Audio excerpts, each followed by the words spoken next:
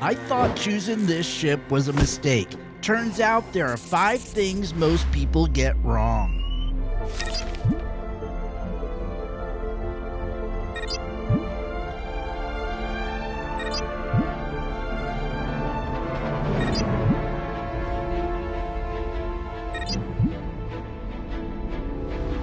The RSI Salvation, a $60 starter ship and a lineup full of better deals. Others come with more cargo, more guns, and more flexibility.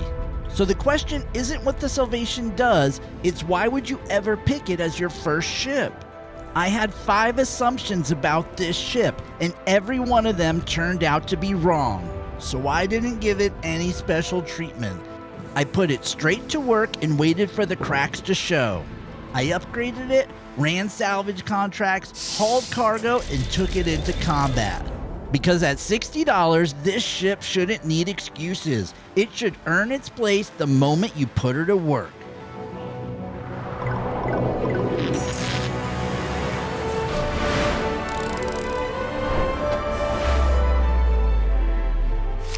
Hi, I'm Dusty Star. Today we're taking a hard look at the RSI Salvation.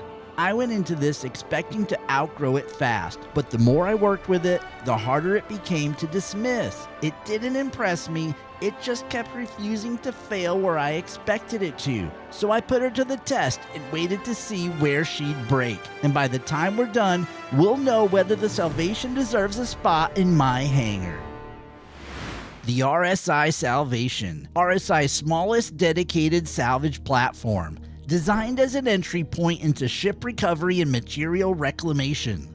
This is a single-seat ship. No crew stations, no living space. Everything is built around one pilot doing one job. RSI positions this as an entry-level platform built around a simple workflow. That simplicity shows up immediately. Sit down, work the wreck, and move on. RSI chose to keep all cargo external. 6 SCU on an exposed rear rack, accessed by a power ramp. That decision is going to matter once we start running hauling jobs and bunker runs. The Salvation mounts its hardpoints on either side of the cockpit. 2 size 1 guns. They have decent convergence at practical ranges. We'll make these bite later. The Salvation carries its weapon storage on the outside of the hull. 1 rack for a mid-sized rifle and the other for a sidearm and multi-tool. That makes gearing up fast. Entry goes straight into the cockpit. That makes getting in and out fast. We'll see how that front access point affects turnaround time during the hauling test. Up front are the salvage arms. 2 bespoke Hart Scraper Modules, no tractor beam. You still get full fracture and disintegration capability. The same core salvage functions as the larger ships. The Salvation can process both recycled composite materials and construction materials. And like the Misfortune, material handling here is automated. Salvage moves directly to the cargo grid without manual handling. Unlike the Fortune, Vulture, and Reclaimer, there's no crafting station. You can't fabricate simple tools or fuses on board. Time to tear this ship open and see what we're working with. In its stock configuration, the Salvation leans on industrial components. They're durable, they're dependable, they also run hot. That reliability can be a strength, but when staying unseen matters, it can work against you. Before we go any further, here's some context. This section isn't about chasing the meta. The components you'll see are examples based on the game at the time of filming. What matters here are the trade-offs, because once you understand those, you can tune this ship to match how you want it to fly. First up is the power plant. In its stock configuration, the Salvation runs with an industrial unit. Plenty of output, plenty of durability. It does exactly what it's supposed to do, it just does it loudly. That shows up immediately in the emissions. Industrial plants run hot, high EMs, second only to military hardware in how visible they are. So instead of chasing more power, I went the other direction. This is a Delta Max Stealth B. Lower output, lower hit points, but a dramatic drop in EM signature. This still gives us enough power to run shields, weapons, and salvage systems, but without advertising our position the whole time we're working. Next up are shields, and the Salvation runs 2 of them. In the stock configuration, you get industrial units. They have decent coverage, but nothing remarkable. This is where I made a deliberate shift. Instead of chasing stealth here, I went for a buffer. 2 civilian grade A shields give you a much larger pool. Not tougher hardware, just more shield to work with. Regen stays reasonable. It's not fast enough to tank, but it is fast enough to recover if you can disengage. These aren't stealth shields, and they're not meant to be. When stealth matters, you turn them off. This setup isn't about staying hidden forever, it's about surviving long enough to leave. Next up are the coolers. The Salvation only runs 1. The stock unit is industrial, high cooling output and high durability.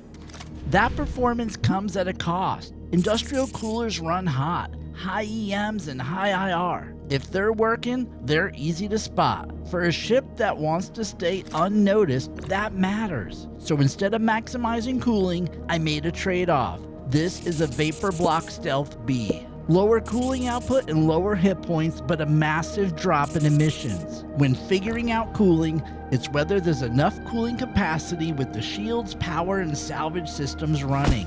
And for the Salvation, there's plenty.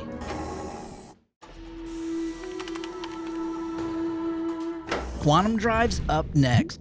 The Salvation comes stock with a fast industrial unit. It has good range but slower cooldown. Plus, it has a high EM signature. Some people will tell you stealth quantum drives don't matter. That's because you can simply turn them off. But if you want to move quickly, you do it in nav mode. And in nav mode, your quantum drive's on. That means your quantum drive becomes part of your signature even when you're not jumping. So instead of chasing top speed, I went with a Zephyr stealth drive. You give up peak speed, but you keep full range and your EM signature drops significantly. Is the trade-off worth it, or will the slower top speed become a problem? Next up are the Scraper Modules. The Salvation comes stock with 2 bespoke cinch scrapers. These are tuned slightly faster than the standard cinch modules, but with a smaller scrape diameter. That means quicker passes, but less surface area cleared each time. For this build, I'm switching to Abrade scrapers. They trade a little scrape speed for a wider diameter. This choice isn't about raw yield. It's about covering more surface per pass. And one thing to note, these stock cinch modules are bespoke. Right now they're upgradable, but in future builds that may change. So treat this upgrade as optional, not required. Let's talk hardpoints. Most people would leave the stock bulldogs in place. They're fast, predictable, and reward you for keeping your distance. I went the other direction. The Salvation is extremely maneuverable. I plan to keep targets close. And at close range, attrition ones hit much harder. There's a trade here. Shorter effective range, slower projectile speeds, which make them less forgiving if you miss.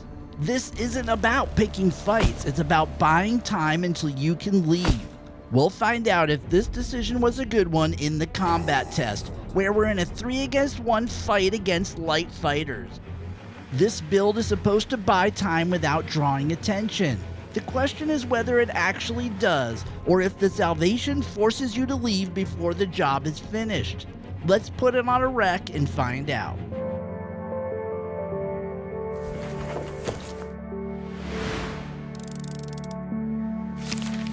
I've been hearing a lot lately that salvage isn't worth it anymore. Lower payouts, more steps, and more fees. This contract cost 2,000 AUAC just to start.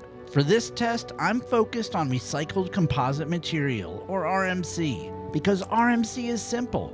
You scrape it, it boxes itself, and then you sell it. No refining, no waiting, no extra work. Construction materials don't work that way. They have to be refined. That costs time and credits. And the return depends on the process you use to refine it. For a new player with a small ship, maybe their only ship, that extra friction matters. For this first run, we're using the stock bespoke cinch scraper modules. Even though the beams look thick, the actual removal area is narrow. We'll test the abrades later, so stick around, you'll see the difference.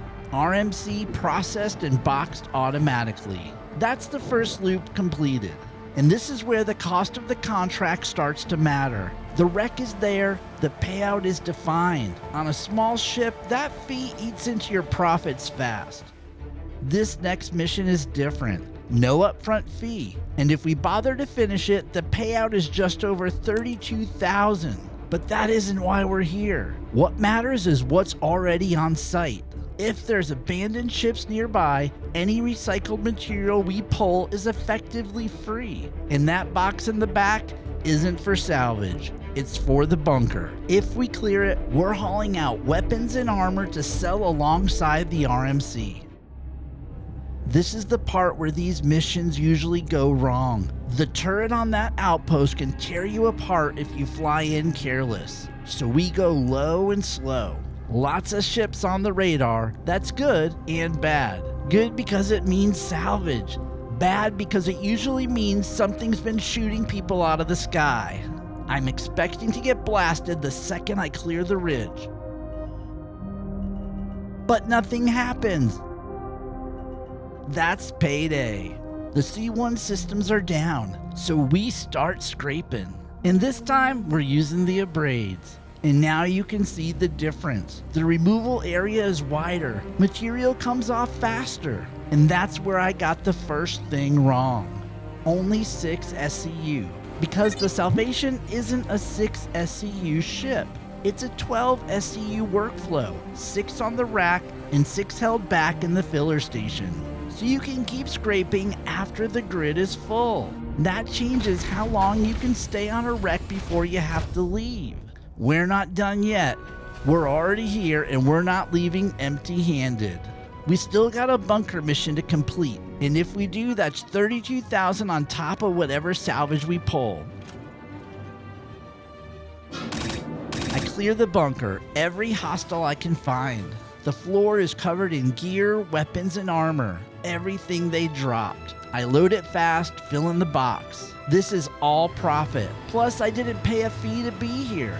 Once the box is full, we're done. Back up the elevator, back to the ship, and I head out.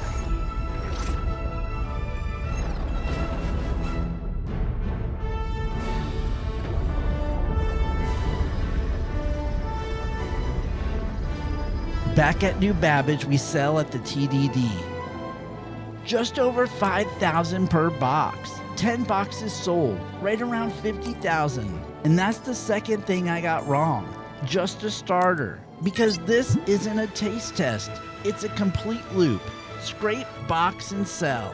For a new player, this works. Salvage pays when the wrecks are there, bunkers pay when they're close. You're not locked into one loop. But all this assumes the same thing, that you don't get caught. The Salvation's built to work quietly, not to fight. So when stealth fails, there's only one question left. How long does it survive?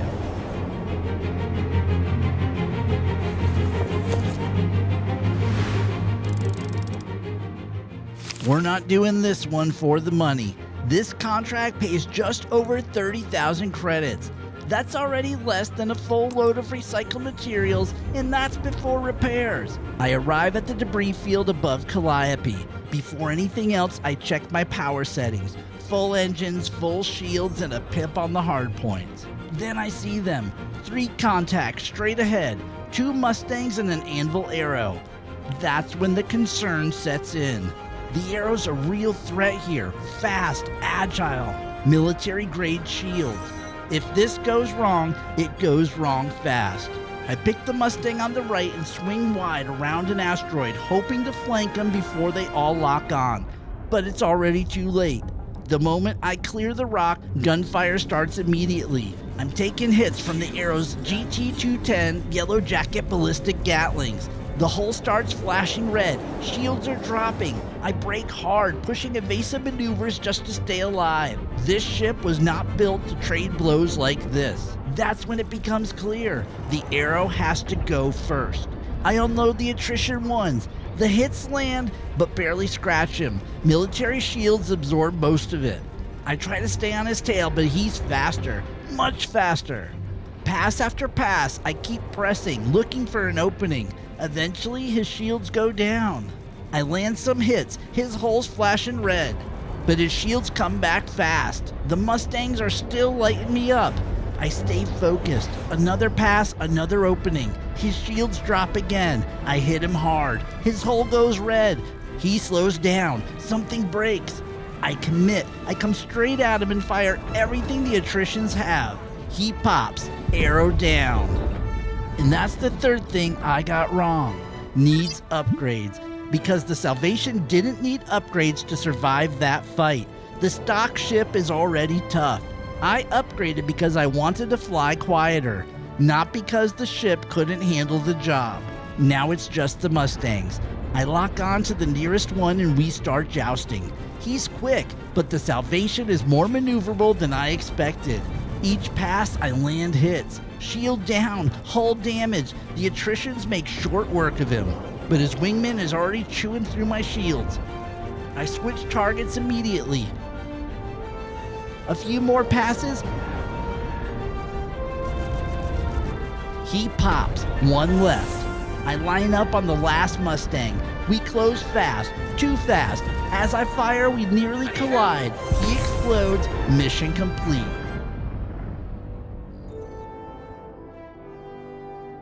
That fight wasn't fair, and honestly, it was rough. I didn't win because the ship is strong. I won because I stayed moving and didn't let anyone sit on my tail. Up close, the attritions did enough damage to matter. The shields bought me a few seconds when things got ugly, and the handling let me disengage before things went bad. I wouldn't take this ship looking for fights, but if you get jumped while you're working, it can keep you alive long enough to get out, and that's more than I expected.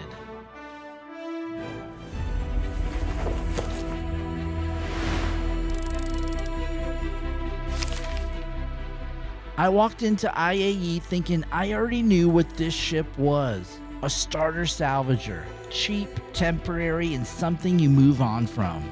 That's the story people tell about ships like this, and I believe them. Expos make promises, but work gives answers. So I stopped listening and I put the Salvation to work. I scraped wrecks, I dropped into bunkers with a 2 SCU box in the back, no plan beyond finishing the job in front of me. With the stealth setup, she stays quiet. And when you stay quiet, you usually get to finish what you started. I also thought this ship was too small to support real work, too small to stay flexible when things went sideways. And that's the fourth thing I got wrong. Because it's not size that limits this ship, it's how you use it. It doesn't lock you into one job. It doesn't punish you for changing your mind. It just keeps giving you something useful to do. I thought this was a stepping stone, something you rush through. But the more time I spent with it, the more it earned my trust. And that's the fifth thing I got wrong. Won't last. This ship doesn't try to be your forever ship. It just refuses to stop being useful.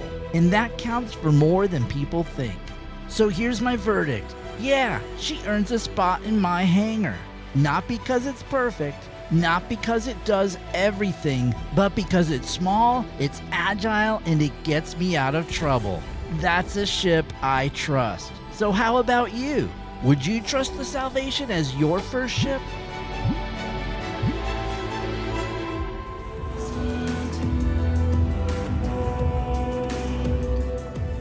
Hey, if you want to see another ship put through the same kind of work, check out this video.